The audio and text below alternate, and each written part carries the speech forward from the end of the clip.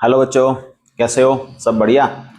तो आज हम इस वीडियो में करने वाले हैं क्लास 9 की गणित मंजरी का चैप्टर नंबर 2 पूरा कवर। इस वीडियो में हम सारा चैप्टर 2 का कंसेप्ट करेंगे और सारी एक्सरसाइजेस कवर करेंगे एक ही वीडियो के अंदर। तो स्टार्ट कर लेते हैं। तो टॉपिक है हमारा पॉलिनोमियल। पॉलिनोमियल को समझने से पहले हमें कुछ चीजें और समझनी है। तो सबसे पहला हमारा टॉपिक है अलजेब्रिक एक्सप्रेशंस क्या होते हैं। तो पहले हमें अलजेब्रिक एक्सप्रेशन समझना है और अलजेब्रिक एक्सप्रेशन को समझने के लिए पहले आपको कांस्टेंट और वेरिएबल समझने पड़ेंगे। तो पहले मैं आपको समझा देता हूं कांस्टेंट क्या होते हैं और वेरिएबल्स क्या होते हैं। तो कांस्टेंट मतलब क्या? ऐसी कोई भी चीज जो हम मैथ्स में यूज करते हैं और बिल्कुल उसकी वैल्यू कभी चेंज ही नहीं होती। जैसे जितने भी नंबर्स हैं हमारे पास, जितने भी हम नंबर यूज करते हैं 2 3 4 5 कुछ भी, वो सारे मैथ्स में क्या है, कांस्टेंट कहलाते हैं, क्योंकि उनकी वैल्यू कभी चेंज नहीं होगी। वो हमेशा 2 है, 2 का ही काम करेगा। वेरिएबल क्या है? वेरिएबल वो है जिसकी वैल्यू चेंज होती रहती है। जैसे मैथ्स के अंदर हम जितने भी अल्फाबेट्स यूज करते हैं वो सब किस में आते हैं? वेरिएबल्स में आते हैं। क्योंकि जैसे एक्स मान लीजिए, हम एक्स यूज करते हैं। अब एक्स की वैल्यू सिचुएशन पर डिपेंड करती है, कभी एक्स की वैल्यू 2 आ जाती है, कभी 5, कभी 0, कुछ भी आ सकती है। तो इसको हम बोलते हैं वेरिएबल्स। तो अब अलजेब्रिक एक्सप्रेशन क्या है?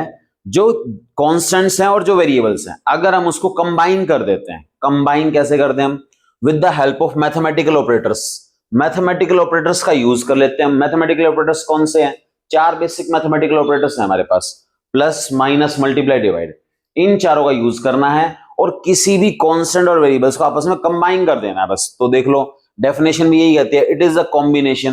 कंबाइन करना में कॉम्बिनेशन है किसका?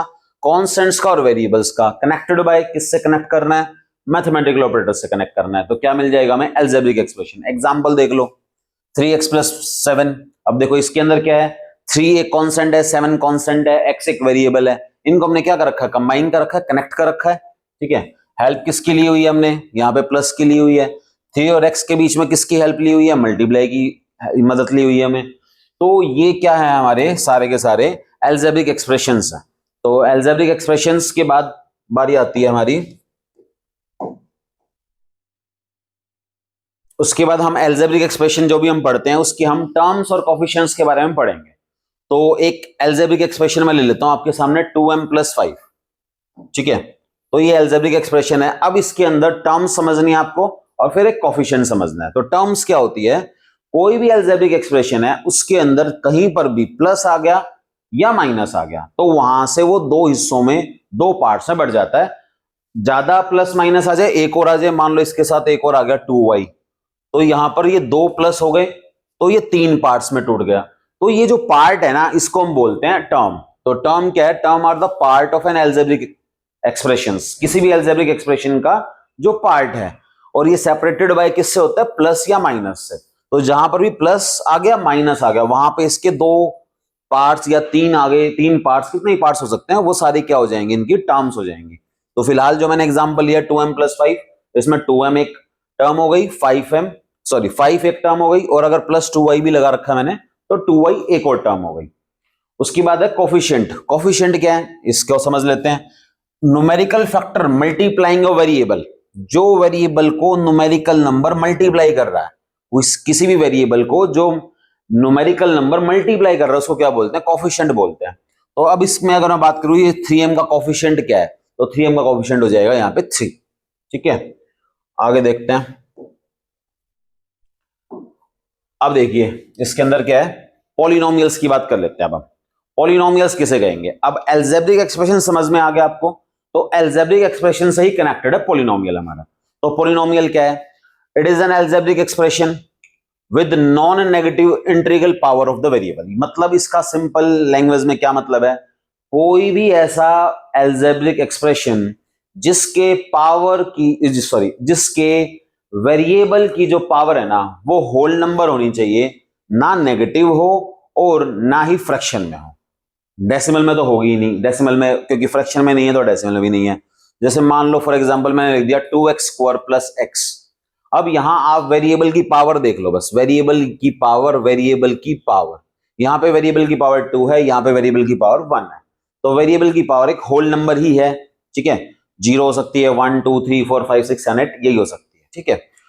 अब जैसे एक एग्जांपल ले लेते हैं, यहां पे एग्जांपल लिखे हुए हैं, इसमें भी आप पावर चेक कर सकते हो, इसमें भी आप पावर चेक कर सकते हो। लेकिन ये ध्यान रखना पावर आपको वेरिएबल की चेक करनी है, कांस्टेंट की पावर कुछ भी हो सकती है, उसको कोई प्रॉब्लम नहीं है। जैसे मान लीजिए मैंने लिख दिया 5x प्लस 7 की पावर 1/2 -1/2 ऐसा कुछ भी लिख दिया मैंने, तो ये एक पॉलिनोमियल कहलाएगा, क्योंकि हमें सिर्फ वेरिएबल की पावर को चेक करना है।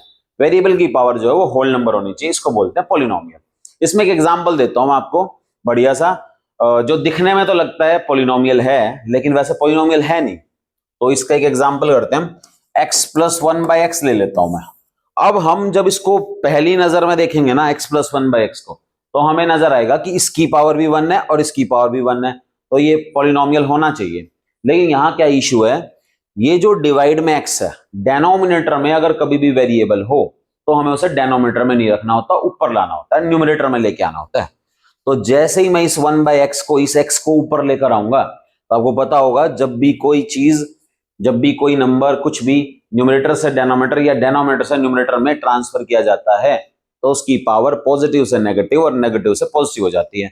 अब यहां पर इसकी पावर थी 1, तो ऊपर जाके क्या हो जाएगा -1। तो हम इसको x प्लस 1/x को हम ये पढ़ेंगे कि ये x प्लस x की पावर -1 है।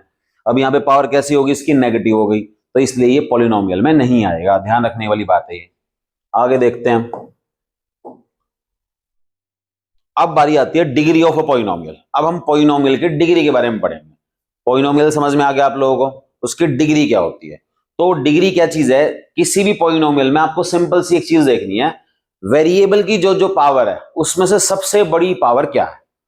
तो डेफिनेशन देख लो चाहिए, the highest power of the variable in a polynomial is called its degree. Highest power of the variable, variable की हाईएस्ट पावर। तो देखो जैसे ये वाला दिया मैंने, 2x की power 7 plus 4x cube plus 8x plus 9, यहां पर आपको वेरिएबल्स पकड़ लीजिए पहले, वेरिएबल्स कहां हैं, ये वेरिएबल्स देख लिया हमने। इनकी बड़ी से बड़ी पावर क्या है, एक 7 है, एक 3 है और यहाँ पे 1 है, तो बड़ी से बड़ी पावर कितनी होगी, 7 होगी, तो 7 इसकी डिग्री होगी। इसमें भी आपको ध्यान रखना है, कांस्टेंट की नहीं देखनी। मान लो मैं यहाँ पे 9 की पावर 10 लगा दूं तो भी इसकी डिग्री 7 ही रहेगी, क्योंकि ये जो 9 की पावर 10 आपको दिखाई दे रही है ये पावर कांस्टेंट की है, हमें देखनी है वेरिएबल की पावर, ठीक है। तो ये हो गया डिग्री। अब आगे हम पढ़ते हैं टाइप्स ऑफ पॉलिनोमियल्स के बारे में पढ़ेंगे। अब हम पॉलिनोमियल के कुछ टाइप्स हैं। तो पॉलिनोमियल के टाइप्स दो तरह के होते हैं, एक टर्म्स के हिसाब से होता है, एक डिग्री के हिसाब से होता है। तो फिलहाल डिग्री के हिसाब से आपके सामने है, तो डिग्री के हिसाब से स्टार्ट करते हैं। तो सबसे पहले लेते हैं कांस्टेंट पॉलिनोमियल। अब कांस्टेंट पॉलिनोमियल क्या है, मतलब जिसके अंदर सिर्फ कांस्टेंट ही है, वेरिएबल है ही नहीं, ठीक है। जैसे एग्जांपल ले लो, मैंने लिख दिया सिर्फ 2, ओनली 2 लिख दिया मैंने। अब ये कांस्टेंट पॉलिनोमियल है, इसके अंदर वेरिएबल प्रेजेंट नहीं है, तो इसको हम कौन सा पॉलिनोमियल बोलते हैं, कांस्टेंट पॉलिनोमियल। और इसकी डिग्री जो 0 मानते हैं। इसकी डिग्री 0 क्यों मानते हैं, क्योंकि ये 2 जो है अपने साथ अगर x कोई वेरिएबल लगाएगा, x y कुछ भी, तो उसे x की पावर 0 लेना पड़ेगा, क्योंकि आपको पता होगा कि किसी की पावर 0 क्या होता है, 1 होता है। तो 2 के साथ में x की पावर 0 लगा दिया तो इसका मतलब ये 2 ही है, ठीक है। लेकिन अगर x की पावर कुछ और लगा दोगे तो वो फिर 2 नहीं रहेगा। तो कांस्टेंट पॉलिनोमियल की डिग्री हमेशा कैसी होती है, 0 होती है। आगे देखते हैं लीनियर पॉलिनोमियल। अब लीनियर पॉलिनोमियल क्या है, इस चैप्टर में लीनियर पॉलिनोमियल सबसे ज्यादा यूज होने वाला है, आगे पढ़ेंगे इसके बारे में। तो ये जैसे एग्जांपल ले लिया 3x प्लस 2, इसमें जो x की पावर आपको दिखाई दे रही है वो 1 है, x की पावर चेक कर लीजिए क्या है, 1 है। तो हाईएस्ट पावर 1 हो गई, तो इसको क्या बोलेंगे हम, लीनियर पॉलिनोमियल। तो डिग्री 1 हो गई, हाईएस्ट पावर 1 है तो डिग्री 1 हो गई, और डिग्री 1 हो गई तो वो लीनियर पॉलिनोमियल हो गया।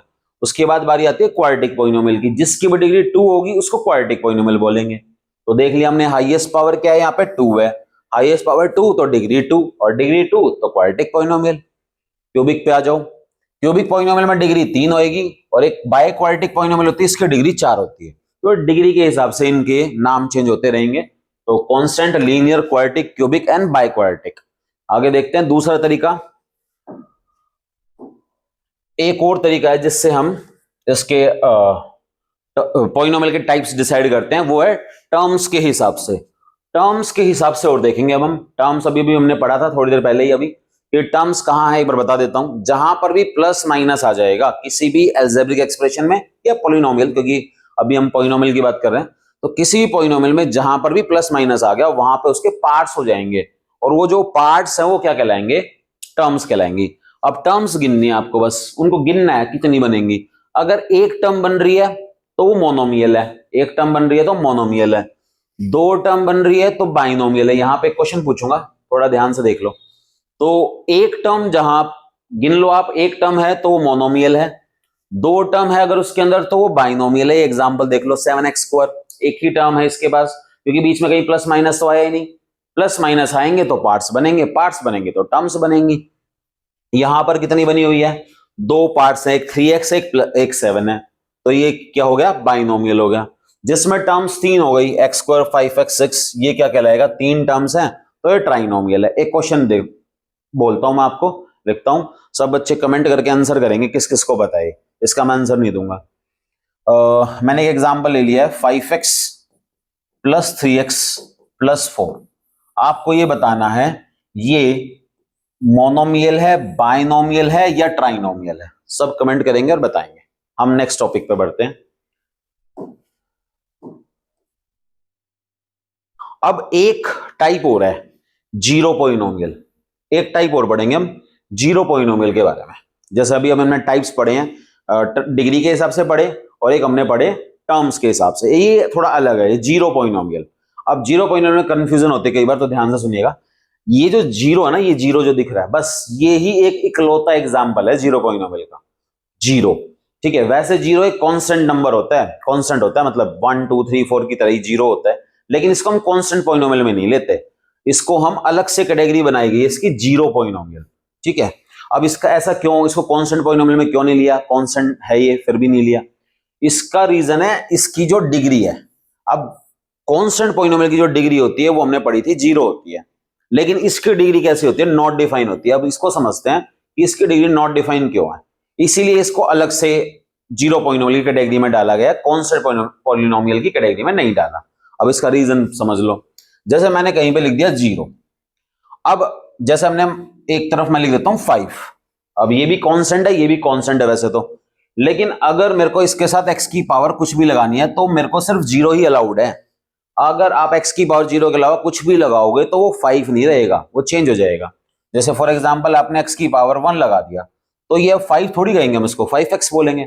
लेकिन जो 5x की पावर जीरो होता है वो क्या रहता है, 5 ही रहता है, तो यहाँ पे जीरो ही अलाउड हुआ केवल।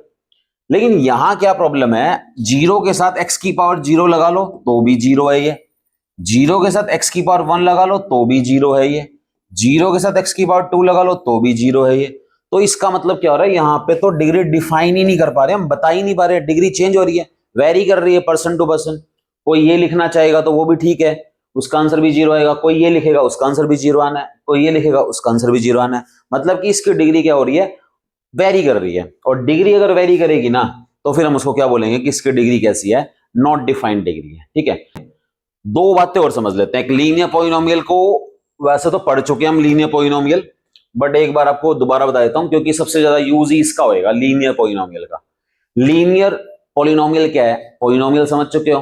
पॉलिनोमियल में ऐसा पॉलिनोमियल जिसकी डिग्री 1 हो, जैसे 2x + 5 लिख दिया मैंने, कुछ और लिख देते हम 7x - 2 लिख दिया। ये किस कैसे पॉलिनोमियल है, लीनियर पॉलिनोमियल है, क्योंकि इनकी डिग्री कैसी है, 1 है। ठीक है, एक चीज और देख लो, उसके बाद आता है लीनियर इक्वेशन। एक लीनियर इक्वेशन और आएगा लीनियर पॉलिनोमियल के बाद। देखो सिर्फ एक फर्क है पॉलिनोमियल और उसमें, इसमें क्या है, इक्वेशन। अभी अभी हमने लीनियर पॉलिनोमियल का एग्जांपल लिया, आपने मैं ले लेता हूं 2x + 5।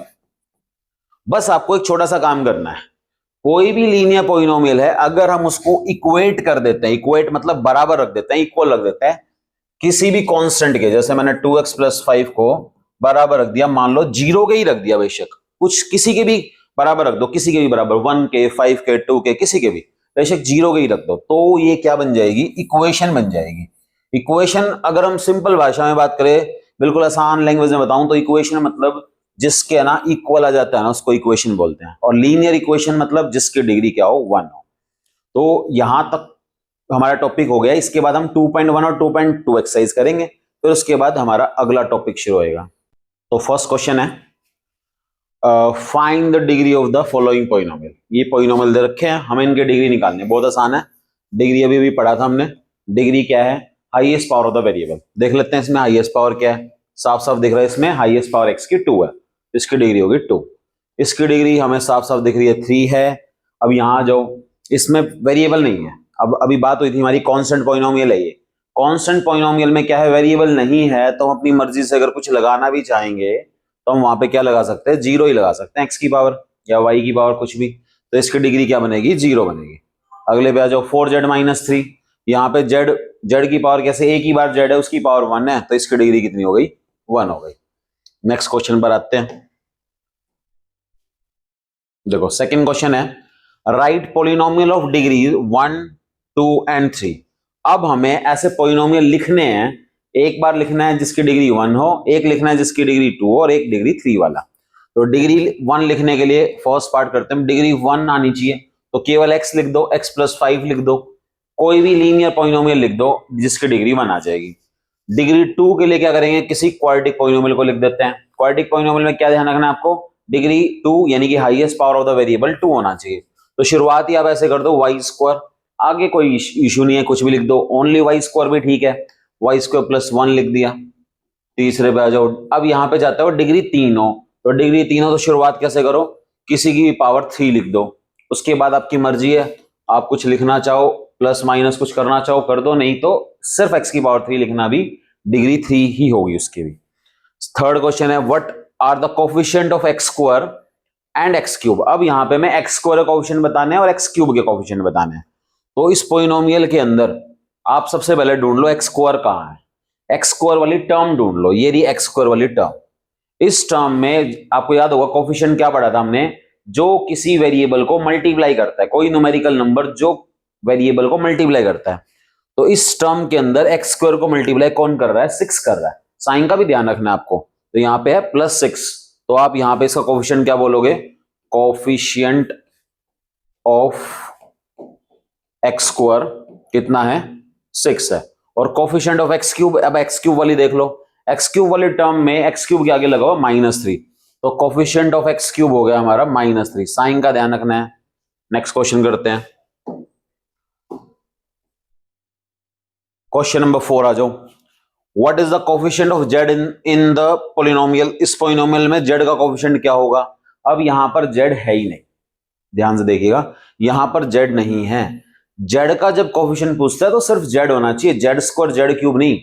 तो z यहां पे जब है ही नहीं तो वहां पर हम क्या लेंगे, इसका कोफिशिएंट 0 लेंगे, क्योंकि हम ये मानेंगे कि यहां पर हम 0z लिख सकते हैं अपनी मर्जी से और कुछ नहीं लिख सकते। तो जिसका कोफिशिएंट पूछा जाए वो अगर वेरिएबल वहां प्रेजेंट ही नहीं है तो उसका आंसर क्या आएगा, 0, इसका कोफिशिएंट हो जाएगा 0। फिफ्थ क्वेश्चन है, what is the constant term of the polynomial. इस पॉलिनोमियल में कांस्टेंट टर्म क्या दिखाई दे रही है, कांस्टेंट टर्म मतलब जिसके पास वेरिएबल नहीं है, इसके पास है, इसके पास है, इसके पास है, इसके पास नहीं है, लेकिन विद साइन के साथ, तो इसका आंसर आ जाएगा -10। देखो अब ये एक्सरसाइज तो हुई है 2.1 तो पूरी, 2.2 पर आ जाओ। इसमें स्टेटमेंट के सम्स हैं, थोड़े से आगे आएंगे, पहले शुरुआत कर लेते हैं। पहला क्वेश्चन है, find the value of linear polynomial 5x - 3। 5x - 3 ये पॉलिनोमियल दिया हुआ है, इसकी वैल्यू पूछ रखी है उसने। एक बार x = 0, x = -1 और x = 2 पे। 3 पार्ट है इसके। पहला पार्ट करते हैं, पॉलिनोमियल ले लीजिए पहले 5x - 3 और क्या बोला उसने, x की वैल्यू क्या लेना है, 0 लेनी है, तो हम कहेंगे पुट x = 0। तो x की जगह 0 रखेंगे, 5 × 0 -3, 5 × 0 0, 0 - 3 कितना होगा, -3। ये भी ध्यान रखना, कई बार बच्चे 0 - 3 को 3 लिख देते हैं, यहाँ पे साइन को इग्नोर कर देते हैं। 0 - 3 है, ठीक है, 3 - 0 नहीं है, -3 आएगा। सेकेंड पार्ट आ जाओ, अब वो क्या बोलता है, x की वैल्यू क्या लेनी है, -1 लेनी है, तो पुट x = -1, -1 रखते हैं, 5 × -1 -3, 5 × -1 -3, 5 × -1 हो गया -5, -5 -3 हो गया -8। ये आपका सेकंड पार्ट। थर्ड पार्ट में x की वैल्यू कितना लेने को बोला उसने, x = 2, यहां कर देते हैं थर्ड पार्ट। x की वैल्यू 2 लेनी है यहाँ पे, तो 5 × 2 -3, 5 × 2 10, 10 - 3 कितना हो गया, 7 हो गया। नेक्स्ट क्वेश्चन, क्वेश्चन नंबर 2 भी ऐसे ही है, वैल्यू निकालनी है अपने को। इसमें भी क्या दे रखा है question, 7s² 7s² minus 4s plus 6, और इसकी भी हमें 3 बार वैल्यू निकालनी है। एक बार s is equal to 0, first part करते हैं, put s is equal to 0, s की जगह हम 0 ले लेंगे, तो 7 इंटू 0 का स्क्वायर माइनस 4 इंटू 0 प्लस 6। तो देखिए 7 इंटू 0 का स्क्वायर, ये सारा 0, क्योंकि 0 का स्क्वायर 0, 0 इंटू 7 0, ये भी सारा 0, और 0 माइनस 0 0, ये तो सब 0 हो गया, केवल क्या आंसर आ गया, 6 आंसर आ गया। सेकंड पार्ट देखिए, सेकंड पार्ट में हमें भर क्या लेना है, put s is equal to -3। अब हम यहां पर s की जगह क्या रखते हैं, -3 रखते हैं, कर दो। तो 7 इंटू -3 का स्क्वायर माइनस 4 इंटू -3 प्लस 6, आ जाओ, -3 यहां पे रख दिया हमने, -3 का स्क्वायर, सबसे पहले -3 का स्क्वायर देखो आप, तो -3 का स्क्वायर हो गया 9, तो 7 मल्टीप्लाई 9, साइन का ध्यान रखना है आपको, -3 का स्क्वायर कर रहे हैं, तो -3 मल्टीप्लाई -3 प्लस 9। आगे है माइनस का 4 मल्टीप्लाई हो रहा है माइनस के 3 के साथ, -4 मल्टीप्लाई -3 हो जाएगा प्लस का 12, सीधी मल्टीप्लाई कर दिया हमने यहाँ पे, 4 3 जा 12 और 2 माइनस है तो प्लस हो गए, और प्लस का 6। आगे 7 9 जा 63, 63 और 12 हो गए 75, 63 और 12 75, और 6 हो गया 81। ये था हमारा सेकंड पार्ट। और फिर कहता है s की जगह 4 रखना है, तो s की जगह 4 और रख लेते हैं, यहीं पे कर देता हूं मैं, s 7 मल्टीप्लाई 4 का स्क्वायर माइनस 4 मल्टीप्लाई 4 प्लस 6, तो ये हमारा 4 का स्क्वायर 16, 16 की 7 जा से 16 7 जा 112, और देख लीजिए दोबारा से, 4 का स्क्वायर 16, 16 की मल्टीप्लाई 7 से 112, यहाँ पे हो गया 4 4 जा 16 प्लस 6, तो 112 तो एज इट इज। इसका जो आंसर है कैसे भी सोल्व कर लो, -16 प्लस 6 हो गया माइनस का 10, और ये हो गया 102। ये आपका तीसरा पार्ट हो गया। अगले क्वेश्चन पर आ जाओ। अब यहां से शुरू हो जाते हैं हमारे स्टेटमेंट के सम्स। ये अब स्टेटमेंट के सम्स चलेंगे। देखो तो क्या है question, the present age of Salil's mother is 3 times Salil's present age. Salil की प्रेजेंट एज से सलील की मदर की जो प्रेजेंट एज है वो 3 टाइम्स है, ठीक है। आफ्टर 4 ईयर, ये बाद में देखेंगे हम पहले जो ये बात दे रखी है इसको पकड़ते हैं। इसका मतलब ये बनता है कि सलील की जो मदर है उनकी एज सलील से 3 टाइम्स है। तो शुरुआत कैसे होगी, let the present age of, हम कहेंगे let the present age of Salil, Salil की प्रेजेंट एज हम मान लेंगे x ईयर्स, ठीक है। x हमने कोई भी एक एज माननी पड़ेगी। सलील की क्यों मानी, इस बात पे थोड़ा फोकस करना। सलील और सलील की मदर दो लोग हैं यहाँ पे।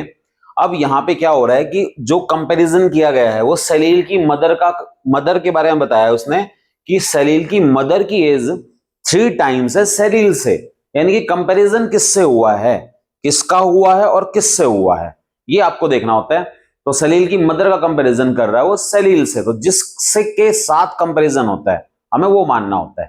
तो सलील की एज हमने मान ली x ईयर्स, तो ऑटोमेटिकली जो present age of Salil's mother है, सलील्स मदर की जो प्रेजेंट एज है वो हो जाएगी 3x, क्योंकि उसने ही बोला था कि वो 3 टाइम्स है, ठीक है। अब अगली लाइन पढ़ लेते हैं, आफ्टर 5 ईयर्स। अब यहां पे बात आती है कि 5 साल बाद। अब उसने एक कंडीशन लगा दी कि 5 साल बाद क्या होगा, तो हम यहां पे लिखेंगे आफ्टर 5 ईयर्स। पहले तो हमें यहां पे आफ्टर 5 ईयर्स लिखना है, और दोनों की एज पता करेंगे क्या होती है 5 साल के बाद। तो सलील्स एज हो जाएगी, आज जो x ईयर्स का है वो 5 साल बाद कितने साल का हो जाएगा, कितने ईयर्स का हो जाएगा, x + 5, ठीक है। मतलब हमारी जो एज है आज की, हम आज से 5 साल बाद कितने साल के हो जाएंगे, उसमें 5 ऐड करेंगे, तो वो x ईयर्स का है तो वो 5 ऐड करेगा। और सलील की मदर की एज कितनी हो जाएगी, सलील्स मदर्स एज वो अभी फिलहाल है 3x की, तो 5 साल बाद कितने की हो जाएगी, 3x + 5 की। अब उसने कंडीशन लगाई थी कि their ages will add up to 70 years. इसका मतलब बनता है कि उनकी एज का जो सम होगा ना वो 70 ईयर्स हो जाएगा। तो हम क्या करते हैं, अकॉर्डिंग टू क्वेश्चन, एक छोटा सा लिखना है आपको, अकॉर्डिंग टू क्वेश्चन, और दोनों की एज का जो सम है, दोनों की एज का सम हम 70 के बराबर रख देंगे। उसने बोला था दोनों की एज मिलकर 70 हो जाएगी 5 साल बाद, तो ये थी उनकी 5 साल बाद वाली एज, उनका सम 70 के बराबर हो जाएगा, तो उसको मैथमेटिकली हमने लिख लिया, उन दोनों का सम इज इक्वल टू 70। अब सॉल्व कर लेते हैं बस इसको। 3x और 1x हो गया 4x, इसको हम बोलते हैं लीनियर इक्वेशन, जो हमने अभी थोड़ी देर पहले पढ़ा था लीनियर इक्वेशन क्या होती है। तो ये इक्वेशन बनी है हमारी 4x 3x, sorry 1x 3x कितना हो गया 4x, ये हो गया 5 और 5 10 इज इक्वल टू 70। बस आपने इसको सोल्व करना है, तो क्या करते हैं 4x यही है, 10 उधर जाके माइनस 60 आ गया, 10 पहले उधर जाके माइनस, फिर 4 ये डिवाइड में आएगा, तो x की वैल्यू मिल गई हमें 15।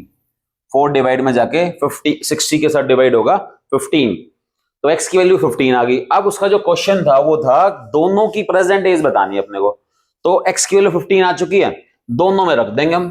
तो लास्ट में आपको, इसके बाद लास्ट में आपको बोलना है सो सलील्स प्रेजेंट एज, सलील की जो प्रेजेंट एज होगी वो तो हो गई, क्योंकि हमने x ईयर माना हुआ था और x की वैल्यू आई है 15, तो इसको बोलेंगे हम 15 ईयर्स, ठीक है। और मदर की कितनी हो जाएगी, मदर की एज उसने बोला था 3x, तो 3 मल्टीप्लाई x की वैल्यू अभी अभी हमने निकाली है 15, तो 3 मल्टीप्लाई 15 हो गया 45 ईयर्स, ठीक है। तो क्वेश्चन को देख लो आराम से, स्क्रीनशॉट ले लो, दोबारा काम आएगा। और अगले क्वेश्चन पर आ जाते हैं। देखो भाई क्वेश्चन नंबर 4 है, पढ़ लेते हैं। The difference between to positive integer is 63। बस एक बार इतना ही पढ़ना है आपने, difference between to positive integer, दो इंटीजर है पॉजिटिव है, उनके बीच का डिफरेंस 63 है, ठीक है। आगे एक चीज और है, the ratio of two integer is 2:5, और उन दोनों का रेशियो 2:5 है। यहां पे क्या है, शुरुआत हम इस लाइन से भी कर सकते हैं और इससे भी कर सकते हैं। दो बातें बता रखी हैं दोनों इंटीजर्स के बारे में, एक तो उनका जो डिफरेंस है वो 63 है, और एक बता रखी है रेशियो 2:5 है। तो यहां पे ना सेकेंड लाइन से शुरुआत करने में थोड़ा बेटर रहेगा, तो हम क्या करेंगे, लेट कर लेंगे first integer, first positive integer, positive integer बोला है उसने, तो पहला पॉजिटिव इंटीजर हम ले लेंगे 2x। अब ये 2x क्यों लिया है, इस रेशियो की वजह से लिया है, इसमें रेशियो दिया हुआ है 2:5। अब वो बताओगा रेशियो जब दे रखा होता है और उसको वैल्यू में जब हम कन्वर्ट करते हैं तो उसके साथ हम एक x लगा लेंगे 2x, कि पहला इंटीजर तो हो गया 2x और सेकंड पॉजिटिव इंटीजर हमारा हो गया, सेकंड पॉजिटिव इंटीजर हो गया 5x, ठीक है, क्योंकि उनका रेशियो 2:5 था। अब उनका डिफरेंस बोला हुआ उसने 63, तो डिफरेंस कर देते हैं अकॉर्डिंग टू क्वेश्चन, इन दोनों का डिफरेंस। अब आपको पता है क्योंकि पॉजिटिव इंटीजर बोला हुआ था उसने, पॉजिटिव, अगर ये पॉजिटिव नंबर्स हैं 5x और 2x तो बड़ा 5x ही होगा, ठीक है। तो 5x को पहले रखना है, -2x is equal to 63। Solve कर लेते हैं सीधा सीधा, 3x इज इक्वल टू 63, 3 जैसे ही यहां डिवाइड में जाएगा इसको काटेगा 21, x की वैल्यू 21 आ गई। अब उसने वो इंटीजर्स पूछे हुए हैं, वो नंबर्स क्या क्या होंगे, तो हम इसको वापस पुट करेंगे, तो हमें पहला नंबर तो मिल जाएगा, फर्स्ट इंटीजर तो मिल गया हमें 2 मल्टीप्लाई 21 यानी कि 42, और सेकेंड इंटीजर हो गया हमारा 5 मल्टीप्लाई 21 यानी कि 105। ये दोनों इंटीजर हमारे सामने है। अब एक चीज और कर लिया करो, वैसे तो सॉल्यूशन हो गया, चेक और कर लिया करो ये दोनों कंडीशन फॉलो भी हो रही है नहीं, ये आपका आंसर चेक हो जाएगा इससे। एक तो इनका डिफरेंस 63 होना चाहिए, माइनस करके देख लो एक बार रफली, इनका डिफरेंस 63 है यानी, और इनका रेशियो 2:5 होना चाहिए, तो इनका रेशियो भी चेक कर लो 2:5 है या नहीं है, ठीक है। तो ये हमारे हो गए। नेक्स्ट क्वेश्चन करते हैं, 5th क्वेश्चन है, Ruby has 3 times as many rupees 2 coins as she has rupees 5 coins। इस लाइन को थोड़ा समझ लेना ध्यान से। रूबी के पास 2 रुपए वाले सिक्के हैं और 5 रुपए वाले सिक्के हैं, दो तरह के सिक्के हैं, और उसने कहा है कि 2 वाले जो सिक्के हैं ना वो 3 गुना हैं, 3 times हैं 5 वाले से। तो मैंने आपको पहले ही क्वेश्चन में बताया था, जब हमें ये कंफ्यूजन हो ना कि किसको मानना है पहले, तो उसका एक चीज बताई थी मैंने, ये देख लिया करो किसका कंपैरिजन किससे किया गया है, जिससे कंपैरिजन है ना उसको मानना है। तो यहां 2 रुपए वाले सिक्के 3 times हैं, किससे हैं, 5 वालों से हैं, तो हम पहले क्या करेंगे 5 वाले सिक्के मानेंगे। तो ये 5th क्वेश्चन है, let number of rupees 5 coins, 5 रुपए वाले सिक्के मान लिया मैंने x, तो ऑटोमेटिकली हमारे जो 2 रुपए वाले सिक्के हैं वो 3 times बोला हुआ है, तो वो हो गए हमारे 3x, ठीक है, इतना क्लियर। अगला देखो, अगली line, she has a total 88 rupees. अब अगर हम उसको रुपीज में देखें ना, मनी में, तो वो 88 रुपीज है। ठीक है, तो अब प्रॉब्लम ये है, ये तो हमारे पास नंबर ऑफ क्वाइंस है x, और जो 3x है ये तो क्वाइंस, सिक्कों की संख्या है, केवल नंबर ऑफ क्वाइंस है। जबकि 88 क्या है, मनी है, रुपीज है। तो पहले हम क्या करेंगे, इन क्वाइंस को मनी में कन्वर्ट करेंगे। ठीक है, तो हम यहां पे लिखेंगे वैल्यू ऑफ ₹5 क्वाइंस। 5 वाले सिक्कों की वैल्यू पता करेंगे। तो आपको पता है एक सिक्के की वैल्यू 5 रुपए है, 5 वाले सिक्के की वैल्यू 5 रुपए। तो ऐसे ऐसे अगर हम 2 सिक्के ले लें तो कितनी होगी, 5 × 2। ऐसे ऐसे 10 सिक्के ले लें, हम 10 क्वाइंस ले लें तो 5 × 10। तो ऐसे हमने ऐसे ऐसे x क्वाइंस ले रखे हैं, तो इसकी वैल्यू कितनी हो गई, 5 × x, यानी कि 5x। ऐसे ही वैल्यू पता करेंगे हम 2 रुपए वाले क्वाइंस की। अब 2 वाले जो सिक्के हैं वो 2 से मल्टीप्लाई होंगे, क्योंकि एक सिक्के की वैल्यू है 2 रुपए। 3 सिक्के होंगे तो 2 × 3, 10 सिक्के होंगे तो 2 × 10। ऐसे ये 3x क्वाइंस हैं, तो 2 की मल्टीप्लाई इसके साथ करेंगे 6x। अब ये जो वैल्यू है ना, इन दोनों का सम उसने बोला है 88 रुपीज है, क्योंकि उसके पास टोटल मनी 88 है। तो ये वैल्यू का जो सम होगा वो हम किसके बराबर रख देंगे, 88 के बराबर। 11x = 88, x डिवाइड में 11 डिवाइड में जाएगा, यहां से वैल्यू आ गई हमारी 8। और उसने क्वाइंस पूछे हुए हैं, इसलिए हम इसको वापस पुट करेंगे। तो आपको 5 रुपए वाले सिक्के तो मिल जाएंगे सीधे सीधे 8, और 2 रुपए वाले सिक्के हो जाएंगे 3 × 8 यानी कि 24। नेक्स्ट क्वेश्चन,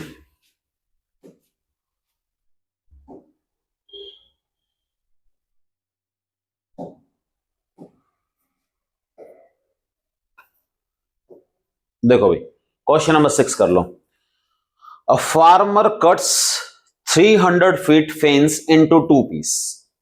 क्या हुआ, एक फार्मर के पास 300 फीट क्या है, एक फेंस है, मतलब एक रस्सी लगा लो, रस्सी है, ठीक है, वो उसको 2 पीस में तोड़ देता है। 300 टोटल उसकी लेंथ कितनी है, 300 फीट है, उसके 2 पार्ट्स बनाएगा। अब ये नहीं पता अपने को कितने कितने बनाए उसने।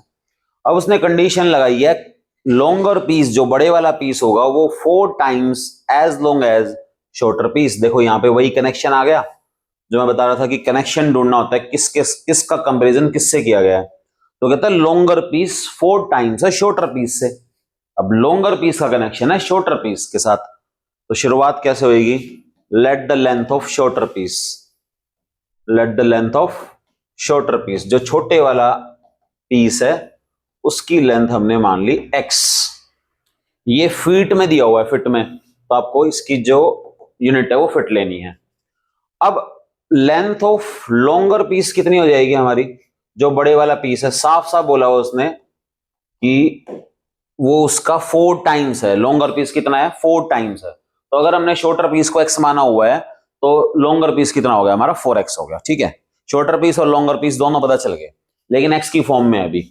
तो अब हम यूं देखेंगे कि इसका जो सम है ये टोटल है कितना, 300 फीट है। इसका मतलब सीधी सी बात हो गई कि इन दोनों का जो सम आएगा ना, x + 4x, वो कितना आएगा, 300 आएगा।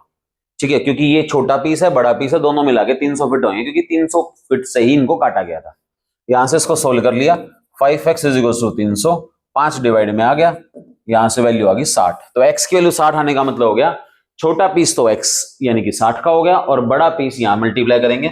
दोनों पीसेस पूछे ना, दोनों पीस पूछ रखे हैं, तो शॉर्टर की लेंथ तो हो गई हमारी 60 फीट, और लॉन्गर की हो गई 4 × 60 यानी कि 240 फीट। ठीक है भाई, देखो अब नेक्स्ट क्वेश्चन देखते हैं, इसके नीचे ही है। If the length of rectangle is 3 centimetre more than twice its width. अब यहां ये लैंग्वेज पकड़ना भाई, लेंथ जो है वो 3 centimetre more than twice its width. अब वही बात जो मैं आपको बता रहा था बार बार कि कनेक्शन ढूंढो, किसका कंपैरिजन किसके साथ किया गया है। तो यहां लेंथ का कंपैरिजन किया गया है विड्थ के साथ, कि लेंथ 3 मीटर मोर है ट्वाइस किससे, विड्थ से। तो आपको शुरुआत कैसे करनी होगी कि आपको विड्थ माननी पड़ेगी, let the width of the rectangle. ठीक है, विड्थ मान ली मैंने, ऑफ द रेक्टेंगल लिख लेना यहां पे x सेंटीमीटर, विड्थ हो गई। अब लेंथ जो है वो कितनी हो जाएगी, लेंथ उसने बोला है 3 more than twice. 3 more than twice का मतलब हो गया 2x + 3, यानी कि 3 मोर पहले +3 करो, किससे किससे +3, ट्वाइस से, और ट्वाइस भी किसका, विड्थ का, तो विड्थ का ट्वाइस हो गया 2x। ठीक है, ये लेंथ और ब्रेथ हमें मिल गई है, लेकिन अभी फिलहाल किस में है, x की फॉर्म में है। अब अगली चीज पकड़ लेते हैं, हमारे पास क्या है, पेरीमीटर दे रखा है 24 सेंटीमीटर, पेरीमीटर दिया हुआ है, तो पेरीमीटर का फॉर्मूला हम जानते ही हैं, पेरीमीटर ऑफ रेक्टेंगल होता है 2 मल्टीप्लाई लेंथ प्लस ब्रेथ। सारी वैल्यूज रख दो यहाँ पे सीधी सीधी, पेरीमीटर की जगह 24, 2 का 2 मल्टीप्लाई लेंथ की वैल्यू है हमारे पास 2x प्लस 3 और ब्रेथ दिया हुआ है x। इसको सोल्व करना है। अब सिंपल देखो क्या करोगे, सबसे पहले 2 मल्टीप्लाई में है पूरे के, डिवाइड में चला गया वहां पे, जैसे डिवाइड में जाएगा उसको बना देगा 12। इधर इनको सोल्व कर लो, 2x और 1x हो गया 3x, 3x प्लस 3। अब ये ले जाओ 3 माइनस में, उधर 3 माइनस में गया 9, 9 इज इक्वल टू 3x। अब ये 3 डिवाइड में आ गया, x की वैल्यू आ गई 3, यानी कि x हमें 3 मिल गया। अब उसने पूछा था डायमेंशन बताओ इस रेक्टेंगल की क्या है, तो डायमेंशन यहां पे और यहां पे रख देंगे हम। तो x की वैल्यू जब यहां पे रखेंगे विड्थ में, तो विड्थ तो मिल जाएगी आपको 3 सेंटीमीटर, विड्थ तो रेडी हो गई इसकी 3 सेंटीमीटर, और लेंथ जो है वो यहां पे रखनी पड़ेगी 2 मल्टीप्लाई 3 प्लस 3, यानी कि 6 प्लस 3, ये हो जाएगी 9 सेंटीमीटर। ठीक है, और चेक कर लिया करो, जैसे पहले ही बताया था, चेक कर लो लेंथ 3 मोर देन ट्वाइस है या नहीं है, 3 मोर देन ट्वाइस, इसका ट्वाइस करोगे 6, 3 का ट्वाइस 6, 6 से 3 ज्यादा, यस बिल्कुल 9 है। और एक ये भी चेक कर लो कि पेरीमीटर 24 आएगा कि नहीं आएगा, तो पेरीमीटर चेक करने के लिए इन दोनों को प्लस कर लो, 9 और 3 12, उसका डबल कर दो 24। तो ये हमारी एक्सरसाइज 2.2 पूरी हो गई है। अब हम थोड़ा कंसेप्ट समझते हैं 2.345 का, और फिर हम उस एक्सरसाइज को करेंगे। पहले कंसेप्ट पे आते हैं। अब हमारी एक्सरसाइज 2.1 2.2 हो गई है, अब इससे आगे का बेसिक करते हैं और फिर 2.3 एक्सरसाइज से आगे की एक्सरसाइजेस करेंगे। ये जो अभी बेसिक कराऊंगा ये सारी 2.3 से लेके सारी एक्सरसाइजेस को कवर कर देगा। ठीक है, तो देखो सबसे पहला टॉपिक अपना यहाँ पे linear term, linear pattern. Linear pattern क्या है, देखो लीनियर पैटर्न समझना, it is a sequence of numbers, ये नंबर्स का एक सीक्वेंस है। इसमें क्या होगा, whether difference between two conjugative terms is constant, यहाँ पे जो लगातार टर्म्स होंगी ना उनके बीच का डिफरेंस सेम चलता रहेगा, इसको लीनियर पैटर्न बोलते हैं। एक बार इसको समझाता हूं, मैं एग्जांपल से समझाता हूं। एक एग्जांपल ले लेते हैं बहुत बढ़िया सा। मान लेता हूं मैं, आपके पास कोई भी चीज है, आप कोई चीज परचेज करते हो, 100 रुपए की आई वो आज, ठीक है, आज आपने वो चीज परचेज की, वो 100 रुपए की आई, और वो क्या करती है ना, कोई भी चीज है वो हर महीने 10 रुपए बढ़ जाती है, हर महीने 10 रुपए बढ़ जाती है, लीनियर इंक्रीमेंट हो रहा है उसके अंदर। ठीक है, इस समझाता हूं ये क्या चीज है लीनियर इंक्रीमेंट। तो हर महीने वो 10 रुपए बढ़ जाती है, तो मैं आपको बोलूं कि अगले महीने वो कितने रुपए की मिलेगी, तो आप सिंपल बता दोगे मुझे 110 रुपए की मिलेगी। आज वो 100 रुपए की है, एक महीने बाद वो 110 की मिलेगी। ठीक है, अब मैं आपको बोल दूं कि 2 महीने बाद खरीदनी हो तो कितने रुपए की मिलेगी, तो आप कहोगे 100 मल्टी प्लस 10 मल्टीप्लाई 2, 120 रुपए की मिलेगी। यहां पे क्या देख रहे हो आप कि जितने महीने की बात कर रहा हूं, 2 महीने 3 महीने 4 महीने, उसको आप 10 से मल्टीप्लाई कर रहे हो। ठीक है, क्यों, क्योंकि मैंने कहा कि हर महीने 10 रुपए बढ़ जाएगी, और फिलहाल वो कितने की है, 100 रुपए की है। तो ऐसे अगर मैं आपको बोल दूं कि ये चीज एक्स मंथ्स के बाद, एक्स मंथ सिंपल ले लिया हमने, एक्स मंथ जनरल फॉर्म में ले रहे हैं, एक्स मंथ के बाद वो कितने की हो जाएगी, तो हम कहेंगे 100 प्लस 10x की हो जाएगी। वो x यहाँ पे क्या हो गए, नंबर ऑफ मंथ हो गए, जितने मंथ हम यहाँ पे, जितने मंथ बाद हम उसको परचेज करेंगे वो यहां पर आ जाएगा। तो इसको हम बोलते हैं लीनियर पैटर्न। ये एक लीनियर पैटर्न बना रहा है, क्योंकि अगर मैं 1 महीने बाद निकालूंगा 110, 2 महीने बाद निकालूंगा 120, 3 महीने बाद निकालेंगे 130, तो इसकी टर्म्स क्या हो रही हैं, इन टर्म्स के बीच का जो डिफरेंस है वो सेम है ना, यहाँ पे 10 रुपए है, यहाँ पे भी 10 है, ऐसे 4 महीने के बाद 140, तो 10 का ही डिफरेंस रहेगा ना, तो इसको बोलते हैं लीनियर पैटर्न। अब लीनियर पैटर्न 2 तरह का होता है, देखो एक होता है लीनियर ग्रोथ, एक होता है लीनियर डिके। लीनियर ग्रोथ में क्या है कि ना वैल्यू बढ़ेगी, जैसे आज 100 रुपए की है तो 10 रुपए बढ़ के 110 रुपए की हो गई। लेकिन कोई चीज ऐसी भी तो हो सकती है, जैसे एक दूसरा एग्जांपल ले लो, सेम एग्जांपल ले लो, बस मैंने ये कह दिया कि आज वो चीज 100 रुपए की है, अगले महीने ना उसके रुपए 10 कम हो जाएंगे, फिर 2 महीने बाद फिर 10 कम हो जाएंगे। अगर वो कम होने की वाली चीज है तो यहाँ पे क्या हो जाएगा, 10 रुपए घटेंगे, फिर 100 माइनस 10 मल्टीप्लाई 2, 80 रुपए की हो जाएगी। तो इसका जो पैटर्न बनेगा वो बनेगा 100 माइनस 10x। तो ध्यान देना ये दोनों के दोनों लीनियर पैटर्न है, क्योंकि यहां पे क्या हो रहा है, जो इसकी लगातार टर्म्स आएंगी, देखो इसकी जो लगातार टर्म्स है इनके बीच में 10 का ही डिफरेंस है। अगली 70 आएगी, 10 का डिफरेंस है। तो दोनों के दोनों लीनियर पैटर्न है, लेकिन ये है लीनियर ग्रोथ। यहां पे क्या हो रहा है, ग्रोथ हो रही है, बढ़ रही है चीज। और ये है लीनियर डिके, इसमें क्या होता है, वैल्यू घटती है।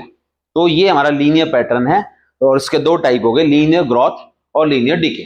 ठीक है, एग्जांपल से समझ लिया। अगला टॉपिक करते हैं। अगला अपना टॉपिक है लीनियर रिलेशनशिप। अब ये लीनियर रिलेशनशिप क्या है, देखो अभी मैंने एक एग्जांपल लिया, उसी एग्जांपल में आगे बढ़ते हैं। मैंने कहा कि मैंने वो चीज 100 रुपए में ली और वो एक्स मंथ के बाद तो कितने रुपए की हो जाएगी, तो हमने उसको इक्वल टू रख दिया टोटल कॉस्ट। उसकी कॉस्ट, टोटल कॉस्ट मत लिखो, कॉस्ट लिख लो, उसकी कॉस्ट। मतलब पहले हमने एग्जांपल सिर्फ इतना लिया था, वहां पे हमने इज इक्वल टू कॉस्ट और लगा दी कि 100 रुपए की चीज है, एक्स मंथ के बाद कितने रुपए की होगी, तो 100 प्लस 10x, और इज इक्वल टू क्या, इज इक्वल टू उसकी परचेजिंग कॉस्ट, जितने रुपए में उसको खरीदेंगे। तो इस बात को मैं कुछ ऐसे लिख सकता हूं वेरिएबल की फॉर्म में, 100 plus 10x is equal to y। ऐसे लिखा जा सकता है ना, y यहां पे मैंने क्या मान ली, कॉस्ट मान ली, और x यहां पे क्या है, मंथ है, कितने मंथ बाद खरीद रहे हैं हम उसको। तो ये जो आपको दिखाई दे रहा है ना, इसमें क्या, इसको बोलते हैं हम लीनियर रिलेशनशिप। यहां पर x और y आपस में एक रिलेशन बना रहे हैं, x और y का एक कनेक्शन है आपस में। ठीक है, तो रिलेशनशिप मतलब उनका आपस में क्या रिलेशन है। तो इसकी जो स्टैंडर्ड फॉर्म होती है वो हम लिखते हैं y is equal to ax plus B. इस फॉर्म में लीनियर रिलेशनशिप को रिप्रेजेंट किया जाता है, ये इसकी स्टैंडर्ड फॉर्म है, y is equal to ax plus B.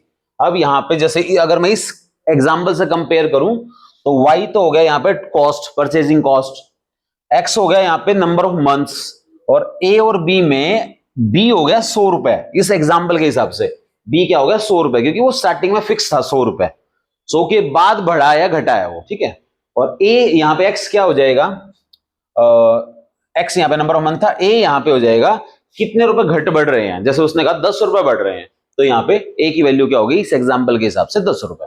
तो इसको बोलते हैं लीनियर रिलेशनशिप का को रिप्रेजेंट करने का तरीका है ये, y is equal to ax plus B. अब एक बार इसको थोड़ा और डिटेल में लेंगे। तो लीनियर रिलेशन जो हम ax प्लस बी लिखते हैं, यहां पर हमें दो चीजें समझनी है, एक स्लोप और एक हम समझेंगे इंटरसेप्ट। चलो इनको भी समझने से पहले हम क्या करते हैं, पहले मैं आपको इसका एक ग्राफ बनाना और सिखा देता हूं। ग्राफ से इनको कनेक्ट करेंगे तो थोड़ा बेटर समझ में आएगा। तो पहले हम एक क्या करते हैं, मैं आपको एक एग्जांपल ले लेता हूं, y इज इक्वल टू, यही वाला ले लें, चलो थोड़ा छोटा एग्जांपल ले लेते हैं, वो 100 में था, थोड़ा छोटा ले लेते हैं। मैंने ले लिया y is equal to 5x plus 1। ठीक है, मतलब ये मान लो यहाँ पे y उस चीज की कॉस्ट है 5, वहां पे क्या है उस सॉरी 1 रुपए, वहां पे क्या है 1 रुपए उसकी इनिशियल कॉस्ट है। ठीक है, और हर महीने वो 5 रुपए बढ़ जाती है। उस एग्जांपल से अगर कंपेयर करें तो यही मीनिंग बनता है इसका कि ये इसकी परचेजिंग कॉस्ट है, कितने रुपए में खरीदेंगे, 1 रुपए इसका हो गया इनिशियल कॉस्ट, स्टार्टिंग में कितने रुपए की थी, और 5 रुपए हर मंथ बढ़ जाते हैं। तो x मंथ में 5, एक महीने में 5, 2 महीने में 10, 3 महीने में 15, तो ये बन गया y is equal to 5x plus 1। पहले मैं आपको एक बार इसका ग्राफ बनाना सिखा देता हूं। ठीक है, ये एक्सरसाइज में भी आएगा, तो इसका ग्राफ बनाना सीखते हैं। तो ग्राफ कैसे बनाते हैं, पहले आपको क्या करना पड़ेगा, जो ये आपको इक्वेशन दिख रही है, इसको लीनियर इक्वेशन या फिर आप इसको लीनियर रिलेशनशिप और लीनियर इक्वेशन दोनों ही बोल सकते हो। तो यहां हम क्या करेंगे, एक बॉक्स बनाएंगे यहां साइड में, और 3 वैल्यूज लेंगे हम x या y में से, या तो x की लेंगे या y की लेंगे, मर्जी आपकी, और दूसरे की वैल्यू निकालेंगे। तो यहां हम क्या करते हैं, put x is equal to 1, मैं 1 ले लेता हूं पहले x की वैल्यू। तो जैसे मैं यहां 1 रखूंगा, देखो यहां इसको सोल्व करेंगे, 5 इंटू 1 5, 5 प्लस 1 6, y की वैल्यू मुझे 6 मिल गई। अब मैं ऐसे ही y x की वैल्यू ले लेता हूं 0, जैसे मैंने x की वैल्यू 0 ली तो ये हो गया, या मैंने x की वैल्यू 0 लिया तो 5 इंटू 0 0, 0 प्लस 1 हो गया 1। ऐसे एक वैल्यू और ले लेते हैं, तो मैंने x की वैल्यू मान लेता हूं, मैं 2 ले लेता हूं, तो 5 2 जा 10, 10 प्लस 1 2 लेने से x y की वैल्यू आ गई 11। अब आपको इसका ग्राफ बनाना है। अब ग्राफ देखो कैसे बनता है, पहले आप एक x एक्सिस लोगे यहां पे और एक y एक्सिस लेंगे, और इन पॉइंट्स को प्लॉट करेंगे। सबसे पहला बोलता है x1 y6, तो x1 y6 1 2 3 4 5 6, तो ये वाला पॉइंट हो गया हमारा 1 6। फिर दूसरा पॉइंट है x0 और y1, अब x0 है y1 है, तो ये वाला पॉइंट हो गया, x यहां पे 0 है, y यहां पे 1 है। दूसरा पॉइंट थोड़ा सा ऊपर ले जाना पड़ेगा अपने को, तो x की वैल्यू यहां पर 2 है, y की वैल्यू 11 है, तो थोड़ा सा मैं इसी में कंजस्टेड हो जाएगा हल्का सा, 7 8 9 10 11 मैं मान रहा हूं आसपास, इसको ऊपर लेके जाएंगे, यहां कहीं आ गया। अब हम इसको क्या करेंगे, इन तीनों पॉइंट्स को ज्वाइन कर देंगे, ऐसे तीनों पॉइंट्स एक दूसरे को मिलने चाहिए, ये ध्यान रखना है आपने, ठीक है। तो ये जो लाइन आपकी बनी है, इसको बोलते हैं हम ग्राफ, इसको क्या बोलते हैं हम, ग्राफ बोलते हैं। ये हमने y is equal to 5x plus 1 का क्या बना दिया है, ग्राफ बना दिया। अब क्योंकि ये लीनियर इक्वेशन थी, यानी कि लीनियर रिलेशनशिप था ये x और y का, तो इसका ग्राफ हमेशा कैसा बनेगा, स्ट्रेट लाइन बनेगा, सीधी लाइन बनेगी। यहां पे कभी भी ऐसे ग्राफ नहीं बनेगा जैसे पहले सीधा आ रहा है और फिर यूं टेढ़ा हो जाए, ऐसे डाइवर्ट नहीं होगी लाइन, इसकी सीधी लाइन बनेगी, स्ट्रेट लाइन ग्राफ बोलते हैं इसको, ठीक है। अब इस ग्राफ से रिलेटेड मैं आपको दो कंसेप्ट सिखाऊंगा, स्लोप और इंटरसेप्ट। तो पहले हम स्लोप समझते हैं एक बार। स्लोप क्या चीज होती है, देखना एक बार। जैसे हमने कोई ग्राफ बनाया, किसी भी लाइन का हमने एक ग्राफ तैयार कर लिया, जो अभी किया था चाहे वैसा ले लीजिए आप, मान लीजिए ये ग्राफ आ जाता है, ठीक है। तो ये जो ग्राफ होता है, ये जो लाइन है, ये एक्स एक्सिस के साथ इतनी झुकी हुई है, मतलब स्लोप का मतलब होता है कि जैसे ऐसे लाइन है कोई, ये लाइन लगा लीजिए, इस लाइन को जितना मैं ऐसे नीचे करूंगा इसका स्लोप कम है, ये स्लोप कम है, जितना मैं इसको ऐसे ऊपर उठाऊंगा इसका स्लोप बढ़ता रहेगा, इसको हम बोलेंगे स्लोप, इसका इंक्रीज होता रहेगा, ठीक है। तो स्लोप को सिंपल लैंग्वेज में अगर कहें तो स्लोप क्या है, स्लोप एक झुकाव को बोलते हैं हम, झुकाव, कितना झुकाव है उसका एक्स एक्सिस के साथ, एक्स एक्सिस की तरफ उसका कितना झुकाव है, ठीक है। तो जितनी ये लाइन ऐसे खड़ी होगी उसका स्लोप उतना ही ज्यादा माना जाएगा, ठीक है। अब क्या होता है, जैसे ये ग्राफ किसका बनाया हमने, y is equal to A X plus B का बनाया, ठीक है, कुछ भी हो सकते हैं यहाँ पे a और b की वैल्यू। तो इसके अंदर जो ये हमारा a होता है, a इज कॉल्ड स्लोप, यहां पे जो a आता है इसको स्लोप कहा जाता है, ठीक है। स्लोप को पहले दोनों तरीके से समझ लो, स्लोप होता क्या है पहले तो इसको फील कर लीजिए। स्लोप क्या चीज है, लाइन का झुकाव, एक्स एक्सिस की तरफ वो कितनी झुकी हुई है, जितनी लाइन ऐसे होगी स्लोप कम होगा उसका, जितना वो इस तरह से ऊपर की तरफ उठेगी इसका स्लोप उतना ही ज्यादा होगा, ठीक है। और वैसे इक्वेशन में कैसे पहचानेंगे हम स्लोप क्या होता है, तो y is equal to A X plus B की फॉर्म में जो a की वैल्यू होती है, this is called slope. a यहां पे कुछ भी होगा, जैसे एग्जांपल के तौर पे मैंने अभी अभी equation y is equal to 5x plus 1 का ग्राफ बनाया था, तो यहाँ पे 5 क्या है, इसका स्लोप कहलाएगा, ठीक है। और एक इसके अंदर आता है इंटरसेप्ट। अब ये इंटरसेप्ट क्या है, ठीक है। अब इंटरसेप्ट समझना, इंटरसेप्ट क्या चीज है, जैसे मान लीजिए एक और ग्राफ बनाता हूं मैं, एक और बनाते हैं, मैंने मान लीजिए ऐसे बना दी एक लाइन, ठीक है, कोई भी हमने ग्राफ इक्वेशन ले ली, उसका ग्राफ बना दिया, ऐसे बन गया। तो ये जो डिस्टेंस होती है ना, ये डिस्टेंस ओरिजिन से एक ऐसा पॉइंट जहां पर y0, एक ऐसा पॉइंट, ध्यान से सुनिएगा, एक ऐसा पॉइंट जहां y की वैल्यू 0 हो, उसकी ओरिजिन से जो डिस्टेंस होती है, this is called x intercept. ये वाला जो पॉइंट है, ये वाला पॉइंट पर y, इस वाले पॉइंट पर y हमेशा क्या होगा, 0 होगा, पता होगा आपको ये वाली बात। एक्स एक्सिस पर जितने भी पॉइंट्स होते हैं उनका y 0 होता है, ठीक है। तो एक्स एक्सिस के ऊपर कोई भी ऐसा पॉइंट जो इस ग्राफ का होना चाहिए, लेकिन इस लाइन का पॉइंट होना चाहिए, इस लाइन, ऐसे तो एक्स एक्सिस पे बहुत सारे पॉइंट्स हैं, एक्स एक्सिस पर बहुत सारे पॉइंट्स हैं, लेकिन वो वाला पॉइंट जो इस लाइन के ऊपर आ रहा हो और y0 हो, और y0 कहां होता है, ऑन एक्स एक्सिस होता है, तो इसको बोलते हैं हम एक्स इंटरसेप्ट, इस डिस्टेंस को बोलेंगे एक्स इंटरसेप्ट। और ऐसा पॉइंट जो इस लाइन पर आ रहा हो और जहां पर x0 हो, x0 का मतलब है y एक्सिस पर पॉइंट हो, तो इसको कहा जाता है y इंटरसेप्ट, ठीक है। तो ये x इंटरसेप्ट होता है, y इंटरसेप्ट होता है। तो जो y is equal to A X plus B हमारी जो स्टैंडर्ड फॉर्म पढ़ी थी हमने, ठीक है, इसके अंदर क्या होता है, अगर मैं x को 0 ले लूं तो क्या होगा, देखो जैसे मैं x को 0 लूंगा, x 0 लेने का मतलब हो गया ये वाला पॉइंट, ये वाला ऐसा पॉइंट है जिसके लिए x 0 है। तो अगर मैंने x को यहां पे 0 रख दिया तो y की वैल्यू आ जाएगी b, यानी कि दिस इज कॉल्ड b, ये b हो जाएगा।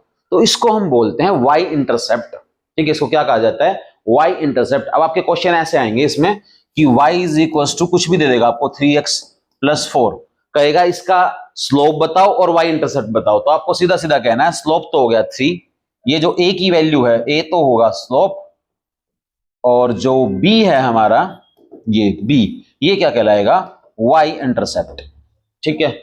तो यही इतना ही बेसिक है इसके अंदर। तो ये इस वन शॉट वीडियो का पार्ट 1 है। इसमें हमने 2.1 2.2 दो एक्सरसाइज कवर की है और पूरे चैप्टर 2 का बेसिक कंसेप्ट कवर कर लिया है। अब इसका पार्ट 2 मिलेगा आपको बहुत जल्द, और उसके अंदर हम एक्सरसाइज 2.3 से लेके 2.6 और एंड ऑफ चैप्टर एक्सरसाइज को कवर करेंगे। Thank you.